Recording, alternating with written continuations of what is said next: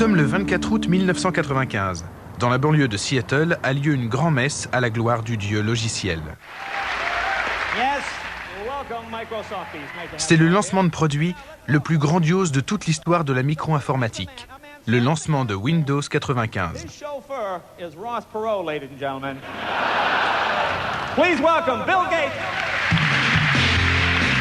L'homme qui va présider la cérémonie est l'un des hommes les plus riches du monde. Bill Gates, la star, le PDG, le super programmeur et le chef spirituel de Microsoft.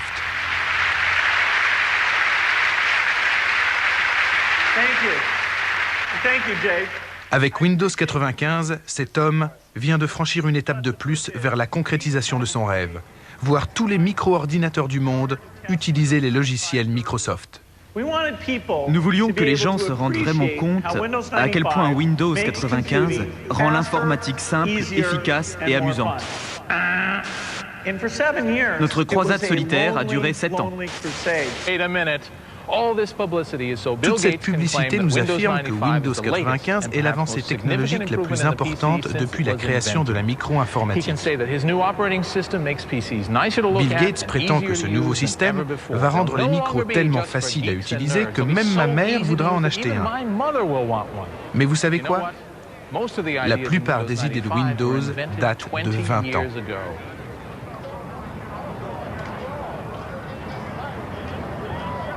Cette grande foire du logiciel célèbre l'aboutissement d'un long périple. 20 ans d'engagement passionné, de paris sur l'avenir, de virages à 180 degrés, de rivalité, d'alliance et de trahison. Cette fête couronne la stratégie commerciale de Bill Gates. En 2 mots, on n'a pas besoin pour réussir d'innover ou d'être le meilleur, à condition de posséder une diabolique habileté à tirer parti des occasions qui se présentent. Et la façon dont Microsoft a su s'approprier le concept d'interface graphique serait digne de figurer dans un manuel.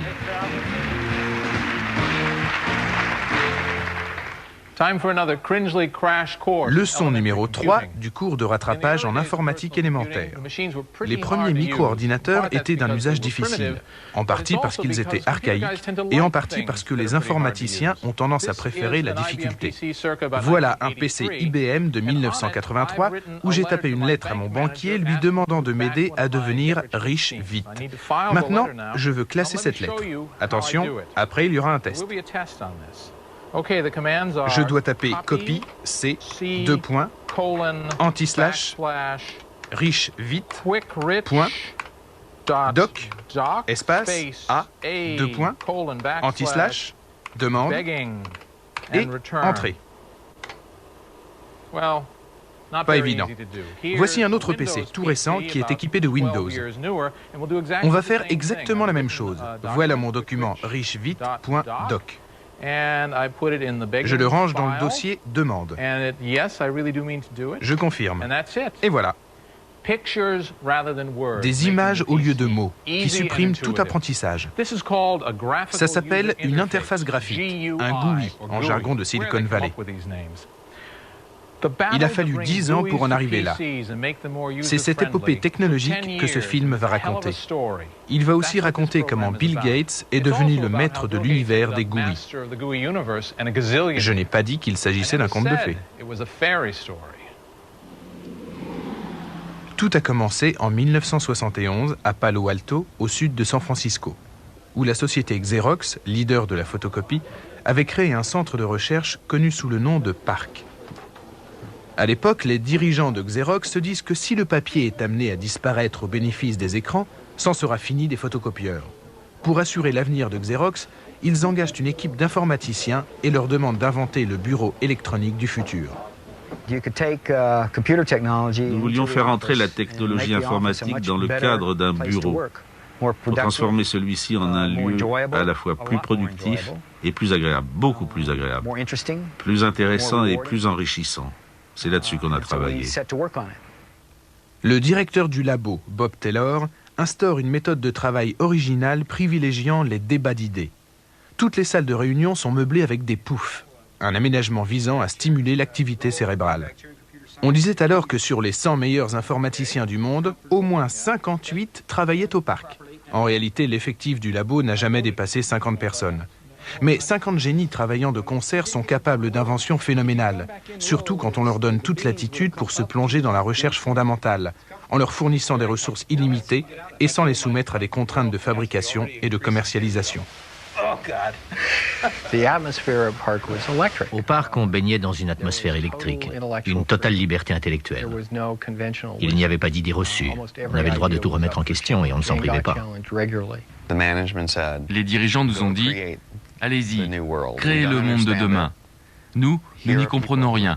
Vous êtes tous des jeunes gens bourrés d'idées, de talent et d'énergie. » Chacun venait là spécifiquement pour travailler pendant 5 ans sur le projet dont il rêvait. Nous voici chez Xerox dans la salle des ordinateurs, au sous-sol du centre de recherche de Palo Alto. Cette pièce existait déjà il y a 25 ans et aujourd'hui elle est remplie de toutes sortes d'ordinateurs. Parmi eux, il y en a un que je tiens à vous montrer. Le voilà.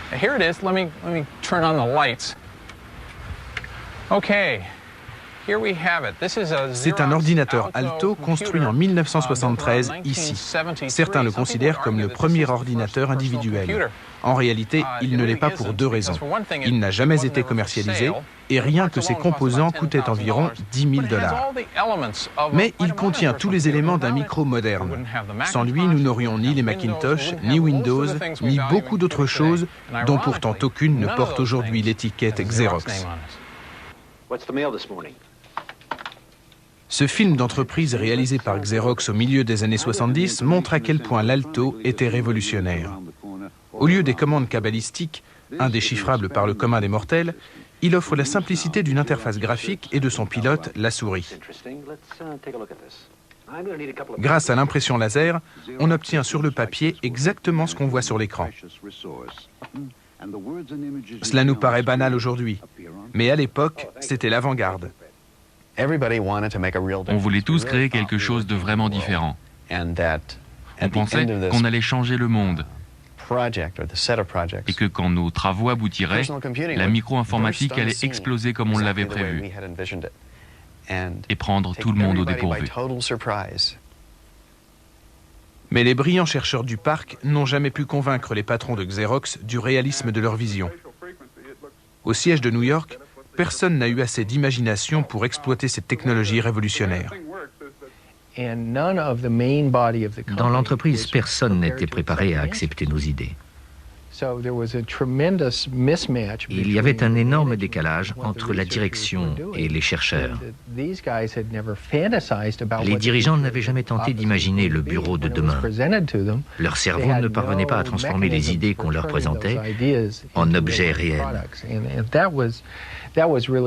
C'était très frustrant de parler à des gens qui ne comprenaient pas notre vision de l'avenir. Une vision qu'on élaborait jour après jour à Palo Alto, sans personne pour la recevoir à l'arrivée.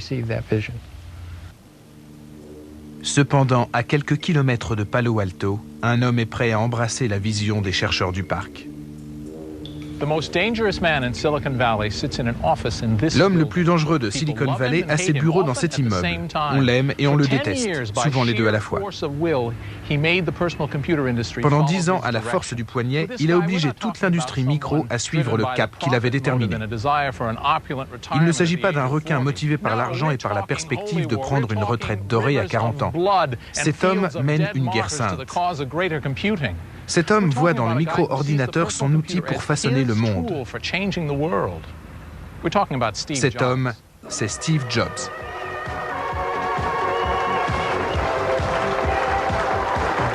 Hi, I'm Steve Jobs. L'image du charisme, Steve Jobs.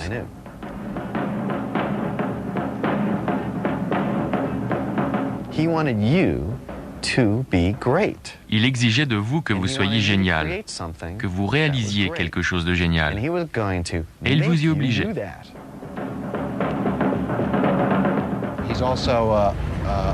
Il peut aussi être odieux.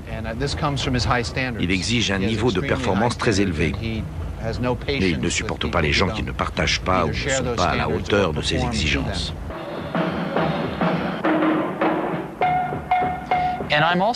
Je ne suis pas de ceux qui cherchent à avoir toujours raison. Seul m'importe la réussite finale. Steve Jobs a fondé Apple avec Steve Wozniak en 1976. Il s'est fait un nom dans l'industrie micro grâce à l'ordinateur Apple II, le premier micro à connaître un véritable succès commercial. En décembre 1979, Steve Jobs obtient le droit, un grand privilège, de visiter le laboratoire de Xerox.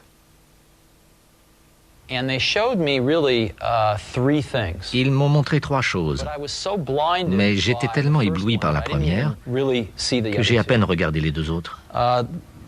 Ils m'ont montré la programmation orientée objet, mais je n'ai rien vu.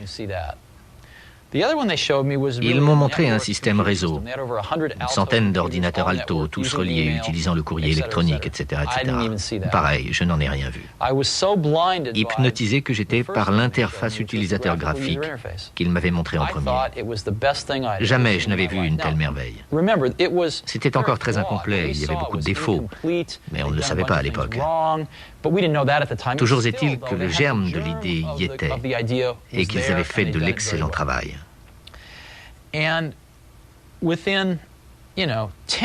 En 10 minutes, j'ai compris que tous les ordinateurs fonctionneraient comme ça, un jour ou l'autre.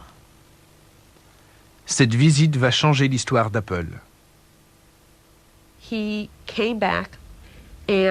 est revenu, et j'allais dire a demandé, mais en vérité, il a exigé que toute son équipe de programmeurs assiste à une démonstration de notre système. La direction du centre m'a demandé de faire la démo. J'ai commencé par refuser et j'ai eu une discussion houleuse avec les cadres de Xerox. Je leur ai dit qu'ils s'apprêtaient à jeter un trésor par la fenêtre et que je ne ferais cette démonstration que si j'en recevais l'ordre formel, parce qu'alors ce seraient eux les responsables. Et ils m'ont ordonné de la faire. Voici l'interface graphique que les programmeurs d'Apple découvrent ce jour-là. L'ordinateur Alto est équipé d'une souris qui permet de déplacer le curseur sur l'écran en toute liberté. Les fenêtres superposées rappellent des feuilles de papier posées sur un bureau. L'utilisation de cet ordinateur est tellement simple que même quelqu'un qui n'a aucune notion d'informatique comprend d'instinct comment s'en servir. Dans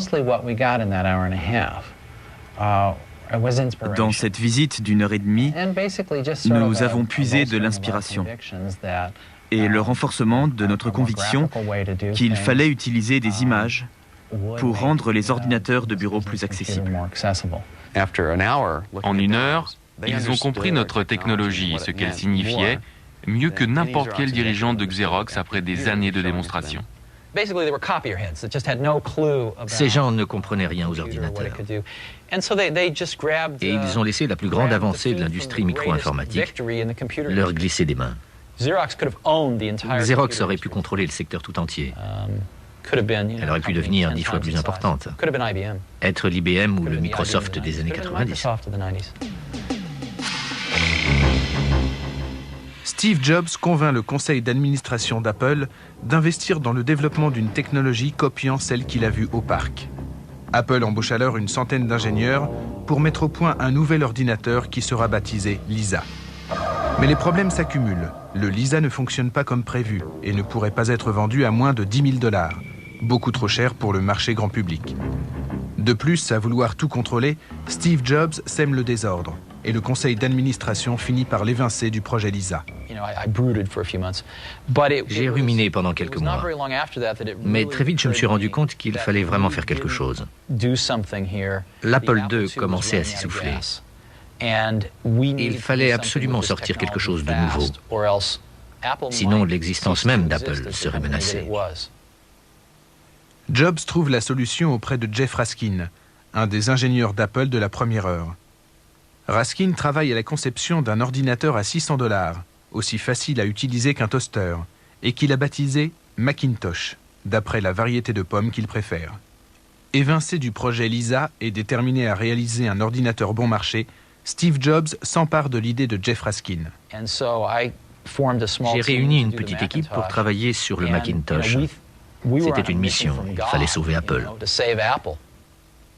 Afin de se consacrer tout entier à sa Mac mission, Steve Jobs doit trouver pour sa société un dirigeant plus orthodoxe. Son choix se porte sur John Sculley, responsable du marketing chez Pepsi-Cola. Sculley commence par refuser. Quitter Pepsi pour une société créée dans un garage 4 ans plus tôt, c'est une plaisanterie. Mais ce n'est pas facile de dire non à Steve Jobs. Il a levé la tête et m'a fixé de la façon dont seul Steve Jobs peut fixer quelqu'un. Et il m'a dit, vous voulez vendre de l'eau sucrée toute votre vie ou vous voulez venir avec moi pour changer le monde? Là, j'ai compris que si je refusais, je passerais le reste de ma vie à me demander ce que j'avais raté. Pour changer le monde, Steve Jobs a besoin du Macintosh. Il veut un ordinateur parfait qui révolutionne la micro. Et il aiguillonne sans cesse son équipe. Steve était préoccupé par la lenteur de mise en route du Mac. Pour motiver Larry Canyon, qui s'occupait du logiciel, il lui a dit « Des millions de gens vont acheter cette machine. Si tu arrives à gagner 5 secondes au démarrage, cela fait 5 secondes multipliées par 1 million tous les jours. Ça fait 50 vies humaines. En gagnant 5 secondes, tu peux sauver 50 vies. » Et on s'est débrouillé pour accélérer le temps de démarrage.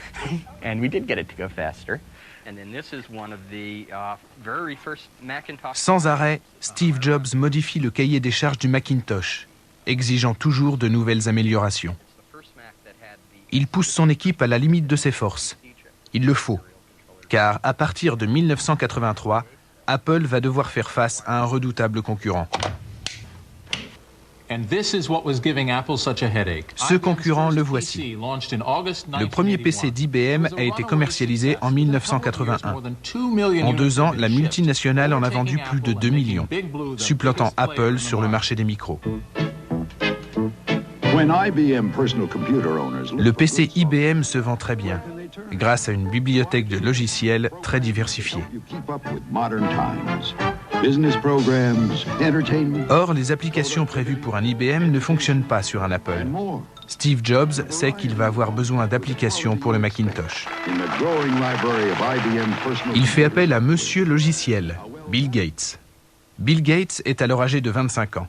Sa société Microsoft compte une centaine d'employés et connaît une croissance explosive grâce au DOS, le système d'exploitation du PC IBM.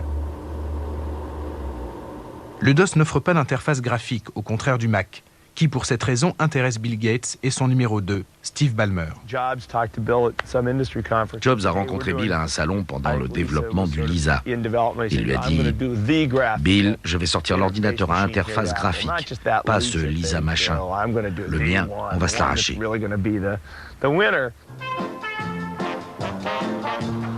Alors que le Mac est en cours de développement, Steve Jobs organise une parodie d'un jeu télévisé, où il invite les créateurs de logiciels afin de les inciter à écrire des applications pour le Macintosh. Parmi eux se trouve Bill Gates, venu chanter les louanges du Macintosh. Steve Jobs ne se rend pas compte qu'il vient de faire entrer le loup dans la bergerie.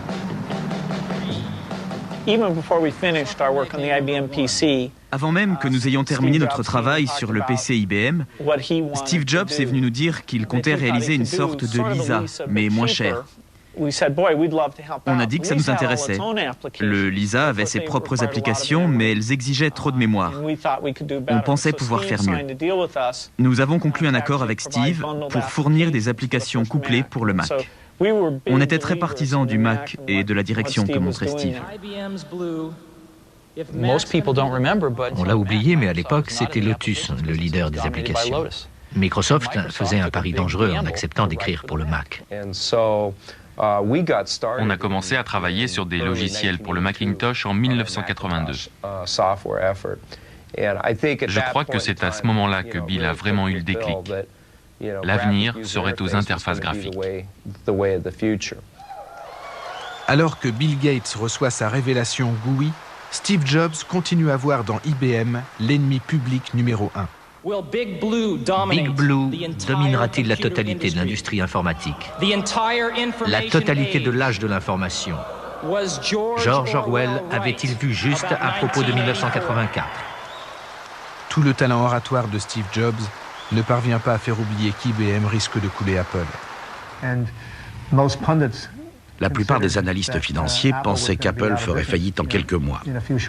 Une couverture de Business Week proclamait « Tout est fini, IBM a gagné ». L'équipe du Mac se voulait une bande de pirates, des renégats qu'on appelait à la rescousse pour sauver le navire maintenant que les parts de marché de l'Apple II diminuaient. L'équipe du Macintosh accusait du retard, ce qui est courant dans la haute technologie. Il devenait urgent de mettre ce produit sur le marché. Après de nombreux reports, une date de lancement est enfin annoncée. L'approche de l'échéance fait monter la pression, mais rien ne fera renoncer Steve à son perfectionnisme. On vivait dans une cocotte minute. Pas question de cesser le travail avant d'avoir fini, même pas pour dormir. Je n'ai pas dormi une minute pendant les 3 jours précédant le lancement, et on a donné les dernières instructions à 6 heures ce matin-là.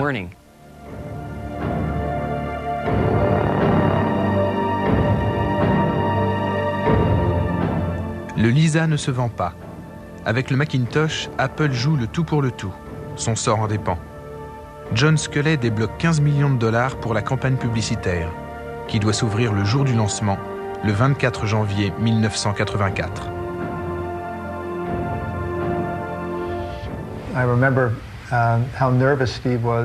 Steve était très nerveux avant le lancement du Macintosh. La répétition de la veille avait été un désastre. Rien ne se passait comme il le fallait. Steve en voulait au monde entier, et on se demandait vraiment comment on allait faire le lendemain. Mais le moment venu, Steve a su déployer tous ses talents scéniques.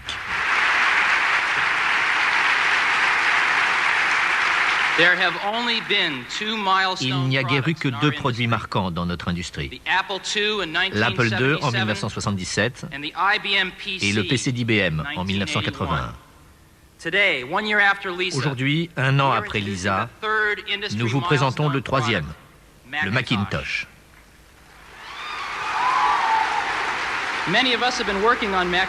Nombre d'entre nous travaillent sur le Macintosh depuis plus de 2 ans. Et le résultat est dément. Vous venez de voir de simples photographies. J'aimerais maintenant que vous voyiez le Macintosh en personne.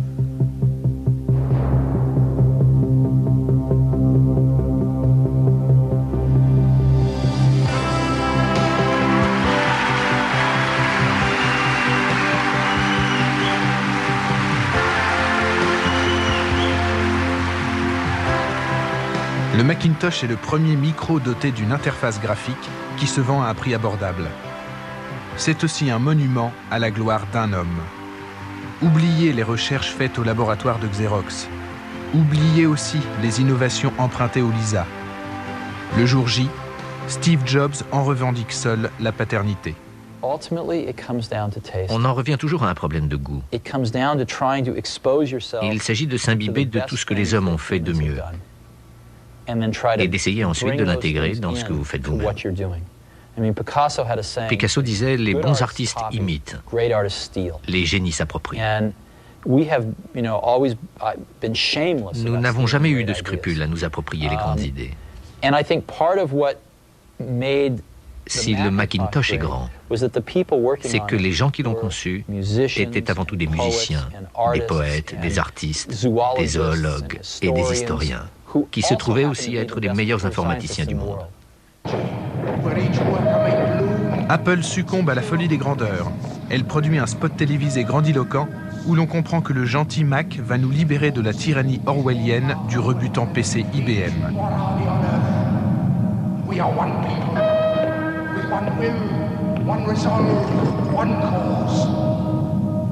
Malgré tout ce battage, dès la fin 84, les ventes du Mac plafonnent.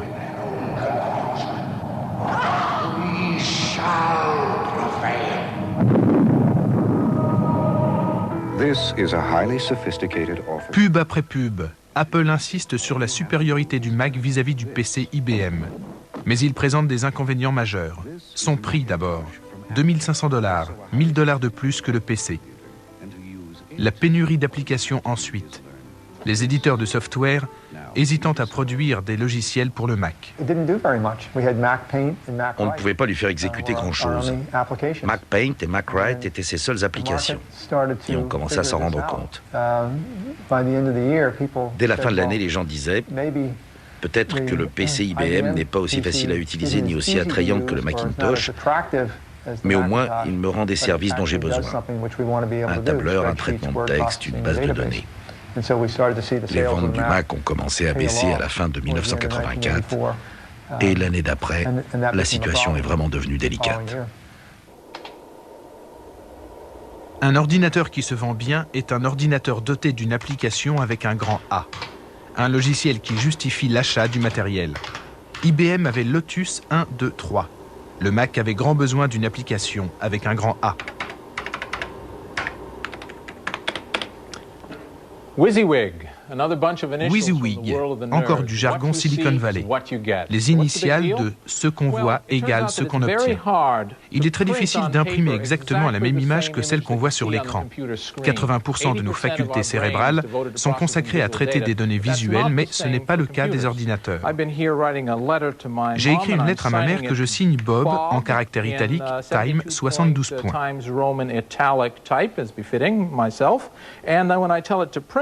Quand j'envoie l'impression, il en sort un Bob, mais pas vraiment le Bob que je voulais. C'est le problème d'Apple qui va encore une fois devoir son salut aux recherches effectuées chez Xerox. John Warnock, un des anciens cerveaux du parc, avait trouvé le moyen d'obtenir sur imprimante laser exactement ce qu'on voit sur un écran. Il venait de créer une société appelée Adobe afin de commercialiser son invention.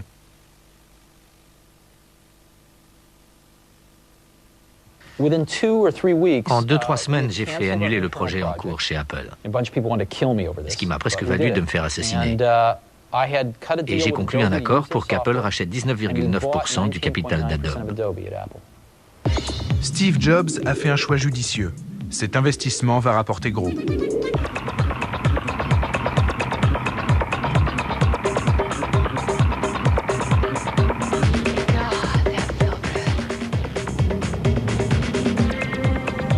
L'association de l'interface graphique et de la précision laser donne naissance à un nouveau secteur d'activité, la publication assistée par ordinateur, la PAO. Les tableurs avaient fait de nous tous des comptables. Le Mac et son imprimante laser nous transforment en artistes, en éditeurs, voire en faux monnayeurs. Le Mac avait trouvé son application avec un grand A. Il sera bientôt l'ordinateur privilégié des professions artistiques. Ma vie a changé à la seconde où j'ai mis la main sur une souris. Je me suis tout naturellement orienté vers une carrière de graphiste. Le Mac connaît le succès grâce à la PAO, mais ce succès vient trop tard pour le fondateur d'Apple. En 1985, les ventes du Mac piétinent toujours, mais Steve Jobs se refuse à croire les chiffres. Il se comporte comme si le Mac se vendait à tour de bras. Il y avait un immense fossé entre le produit grandiose que le Macintosh aurait dû être et ce qu'il était en réalité. Cette réalité était quand même récupérable. Mais le décalage entre les deux était tel qu'il fallait que quelqu'un réagisse. Et ce quelqu'un était John Sculley. John Sculley, à l'origine le poulain de Steve Jobs, soumet au conseil d'administration un plan stratégique pour sauver Apple. Steve Jobs n'en fait pas partie. Il fallait que le conseil fasse un choix. Je leur ai dit que c'était l'entreprise de Steve, que j'étais là en renfort, que s'il souhaitait que ce soit lui qui la dirige, cela me convenait. Mais il fallait décider de la marche à suivre une fois pour toutes. Steve l'a ressenti comme un affront et a attaqué Sculley. Il a mis le conseil en demeure de choisir entre les deux, parce qu'il était sûr qu'on le soutiendrait lui. Finalement, après avoir discuté avec Steve, puis avec moi, ils ont décidé d'appliquer mon plan. Et Steve a démissionné. Que dire? Je me suis trompé. Oui.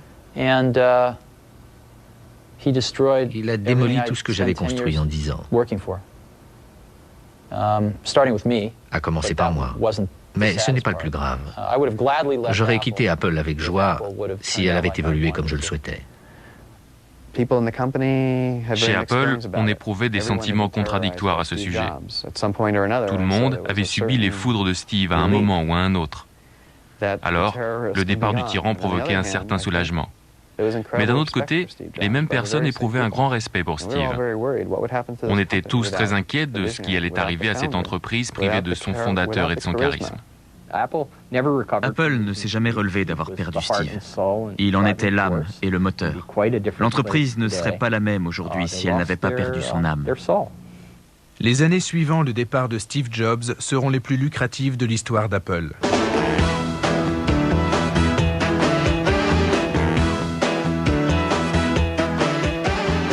Leur ordinateur colle au mode de vie californien, un mélange de travail et de loisirs, et son influence s'étend à l'industrie tout entière. Tout à l'euphorie, Apple se considère toujours comme l'arc-en-ciel salvateur dans la grisaille du monde informatique. Leading the forces of freedom is Macintosh. Dans ce film destiné à stimuler le zèle des vendeurs, Apple exalte encore et toujours le rôle du Mac, grand libérateur des pathétiques prisonniers du PC IBM. We'll fight 'em in the office and the classroom and the desktop with superior weapons. Grâce à des améliorations de structure et à l'explosion du secteur de la PAO, le Mac trouve son marché. Dès 1987, Apple vend 1 million de machines par an. Let's go get 'em. L'argent rentre à flot. Sur chaque Mac vendu 2000 $, Apple touche une marge bénéficiaire de 50%. Chez Apple, on est convaincu de la supériorité des produits maison. On estime que les clients seront toujours prêts à payer un supplément qualité, estimation arrogante et erronée. Le Mac aurait vraiment dû remporter la bataille des micro-ordinateurs. Certes, il coûtait plus cher que le PC IBM, mais si on voulait un ordinateur simple et convivial, le Mac était le seul choix possible. C'est du moins ce qu'on croyait chez Apple. C'était compté sans Bill Gates. Gates a compris que l'interface graphique du Mac menaçait la poule aux œufs d'or de Microsoft, le DOS. Il a entrepris de recouvrir le DOS d'une interface graphique, ce qui revenait à camoufler un immeuble décrépit derrière une jolie façade. Il a nommé cette façade Windows. Au début, elle était un peu de guingois, mais elle a suffi pour défendre le précaré du DOS. C'était en février-mars 84, juste après le lancement du Macintosh d'Apple. Nous avions acquis la conviction qu'il fallait miser sur les interfaces graphiques, d'abord avec les applications pour le Mac, ensuite avec Windows.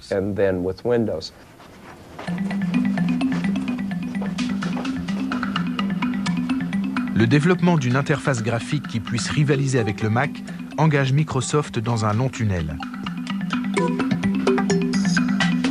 Du fond de leur bureau sans fenêtre, les programmeurs vont trimer pendant des années pour mettre au point les fenêtres de Windows, réconfortés par des sodas à volonté.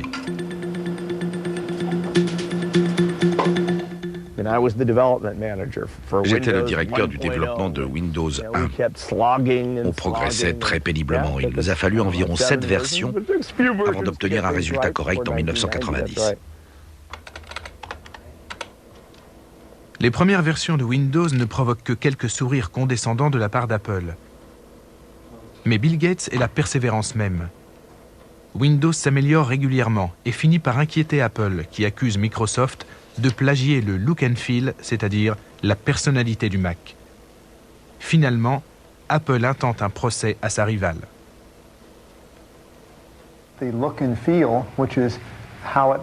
S'il ne pouvait pas être breveté, le look and feel aurait pu faire l'objet d'un copyright. Comme il n'existait aucun précédent, ce cas allait faire jurisprudence. Il y a eu une période de 5 ans dont l'issue incertaine aurait pu être désastreuse pour Microsoft. On avait misé très gros sur Windows. Ils refusaient de modifier quoi que ce soit. Soit on cédait, soit ils menaient l'affaire jusqu'à la Cour suprême. Nous étions sûrs que les juges allaient finir par se prononcer en notre faveur, ce qu'ils ont fait. Apple a perdu. Pire, pendant la durée du procès, environ 6 ans, nous nous sommes sans doute laissés aller à imaginer avec un brin de suffisance que nous serions définitivement à l'abri des attaques de Windows.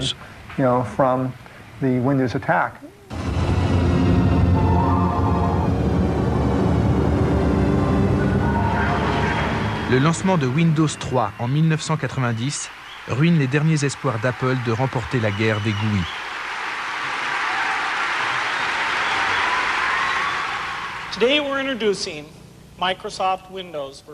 Dorénavant, tous les ordinateurs compatibles IBM seront aussi simples à utiliser que le Mac.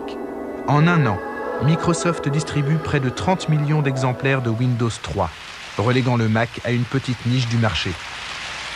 Bill Gates s'est révélé un stratège hors pair. Ladies and gentlemen, the Windows 3 development team.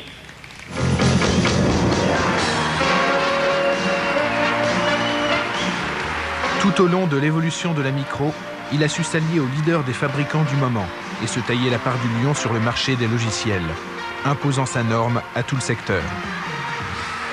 Stratège et surtout joueur, Bill Gates a toujours été prêt à prendre des risques calculés. Prenez Windows. N'avons-nous pas misé l'avenir de notre entreprise dessus? N'avons-nous pas réussi? Presque tout ce que nous avons fait a déclenché beaucoup de scepticisme au départ. Mais on s'est accroché et malgré toutes les remises en cause, on a mené nos projets à bien. Le problème, c'est que cette industrie n'était pas gouvernée par celui qui vendait le meilleur ordinateur ou la technologie la plus innovatrice, mais par celui qui offrait le système le plus ouvert, adopté par la majorité des autres entreprises. La stratégie commerciale de Microsoft s'est révélée la meilleure. Le seul problème de Microsoft, c'est leur manque de goût. Ils n'ont absolument aucun goût. Et je le dis très sérieusement. Ils n'ont pas d'idée originale. Et ils ne font pas entrer beaucoup de culture dans leurs produits. Et c'est très important parce que les polices de caractère harmonieuses sont issues de la tradition de l'imprimerie, des beaux livres. C'est là qu'on puise ces idées. Sans le Mac, ils n'auraient jamais eu ce genre de choses dans leurs produits. Cela m'attriste. Pas la réussite de Microsoft, ils la méritent, en grande partie. Ce qui me dérange, c'est qu'ils vendent des produits bas de gamme. J'admets que Windows a sans doute 3-4 ans de retard sur ce qu'il serait si on n'avait pas valsé avec IBM si longtemps. Le fait d'avoir éparpillé notre énergie, notre travail, notre matière grise a empêché une meilleure innovation et le client en a pâti. Quand j'entends ces critiques blessantes, je me dis... Attendez, vous allez voir Windows 95, Windows 96. Depuis 3 ou 4 ans, nous savons où nous allons, depuis qu'on n'est plus obligé de se couper en deux pour ménager IBM. Même pour les systèmes d'exploitation. Vous verrez, les gens pourront reconnaître qui est le vrai leader. Nous améliorons sans cesse nos logiciels. Des millions d'utilisateurs nous téléphonent. On tient compte de leurs critiques. Rien n'est fixé pour toujours. S'ils veulent changer quelque chose, on le change. C'est l'avantage de cette industrie.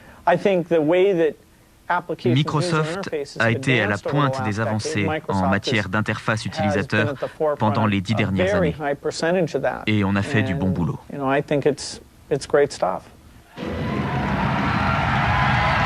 Le 24 août 1995, Bill Gates porte le coup de grâce à ses rivaux. Avec Windows 95, Microsoft fournit ensemble le système d'exploitation et l'interface graphique. Porté par une campagne publicitaire mondiale de 300 millions de dollars, Windows 95 est en passe de devenir le nouveau standard de l'industrie informatique.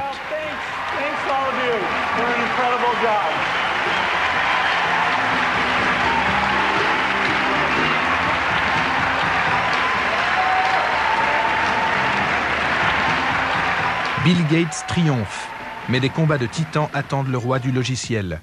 Des batailles à côté desquelles toutes les précédentes feront figure de garden party.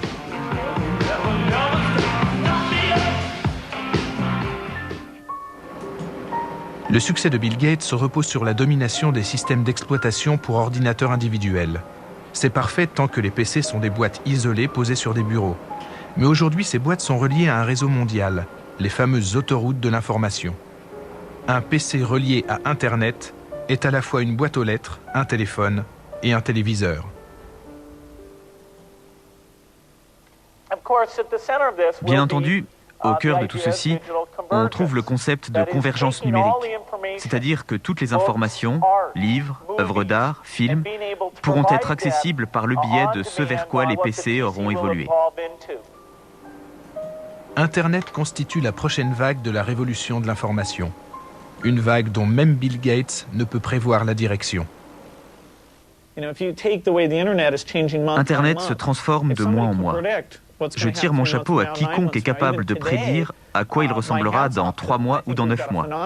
Ce phénomène évolue si rapidement que personne ne peut savoir exactement ce qui va arriver. Bill Gates, cependant, prépare le terrain. Il a noué des alliances avec les plus puissants, en investissant dans le nouveau studio de Steven Spielberg, DreamWorks, et en s'associant avec NBC dans la télévision par câble. Du coup, il se retrouve en concurrence avec d'autres très grands groupes, Murdoch et Walt Disney par exemple. Les temps ont changé depuis les débuts de Microsoft et les adversaires de Bill Gates aussi. Ce ne sont plus les hippies un peu rêveurs des années 70, ce sont des hommes d'affaires aux dents très longues. L'un des plus redoutables est Larry Ellison, qui mise sur Internet, convaincu que les autoroutes de l'information signeront l'arrêt de mort des micros tels qu'on les connaît, et de Microsoft par la même occasion. Bob Cringer, this is Larry Ellison.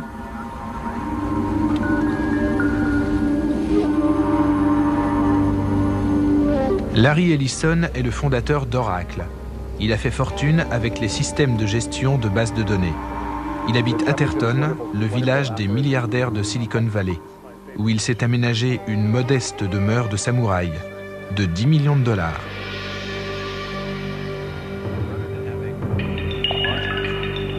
Au bord de son étang japonais, il médite et fourbit ses armes en vue de la grande bataille qui va l'opposer à Bill Gates.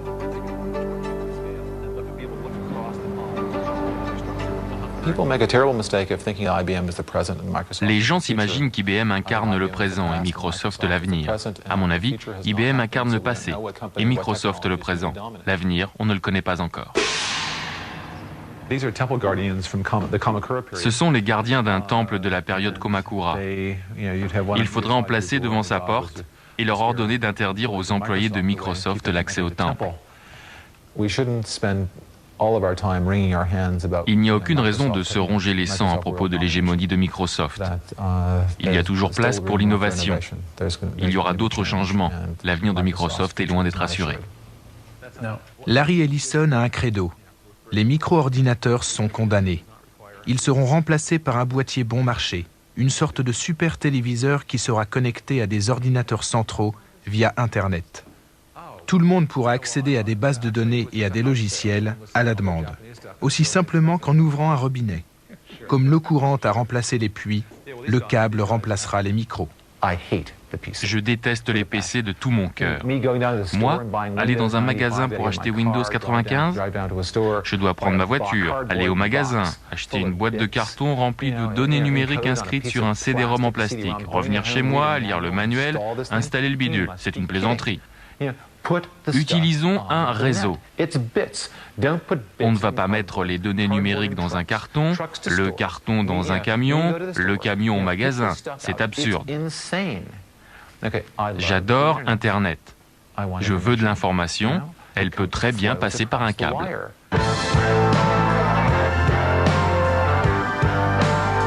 Donc l'avenir appartient au câble. Tout le monde est d'accord là-dessus. Larry, Bill et les autres. Il n'est pas impossible que les inventeurs des ordinateurs individuels assistent à leur disparition. À propos, que sont-ils devenus ces pionniers des années 70 ? Steve Jobs a vendu toutes ses actions Apple quand il a démissionné. Mais en devenant actionnaire d'un studio d'animation, il a fait une deuxième fortune.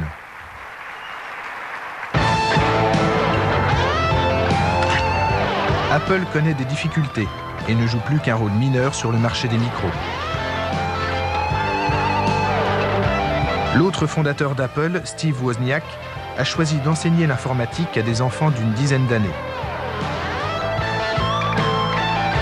IBM, qui a créé le marché grand public de la micro, ne parvient plus à imposer ses normes.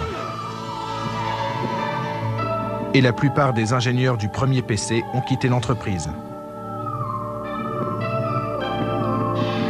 Ed Roberts, le constructeur de l'Altaïr, le premier micro-ordinateur commercialisé, a tourné le dos à l'informatique pour retrouver ses premières amours, la médecine.